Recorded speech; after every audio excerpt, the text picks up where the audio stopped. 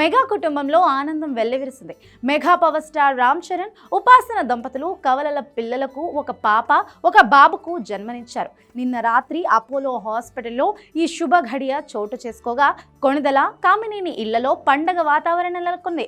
ఈ వార్త తెలియగానే మెగా అభిమానులు సోషల్ మీడియాలో సంబరాలు మొదలుపెట్టారు. ఈ ఆనంద క్షణాలను అభిమానులతో పంచుకుంటూ రామ్ చరణ్ ఎమోషనల్ అయ్యాడు.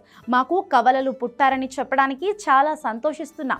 ఇప్పుడు ఇద్దరు కుమార్తెలు, ఒక కుమారుడితో మా కుటుంబం పరిపూర్ణమైంది. మాకు దక్కిన ఈ అదృష్టానికి ఎంతో కృతజ్ఞులం. మా జీవితంలోని స్త్రీలే మాకు కొండంత బలం. ప్రతి క్షణం మా వెన్నంటే నిలిచిన అభిమానులకు, కుటుంబ సభ్యులకు ధన్యవాదాలు అని చరణ్ పేర్కొన్నాడు. డెలివరీకి ముందు ఈ జంట తీయించుకున్న ఒక ఫోటోషూట్ ఇప్పుడు సోషల్ మీడియాలో ప్రత్యేక ఆకర్షణగా నిలిచింది.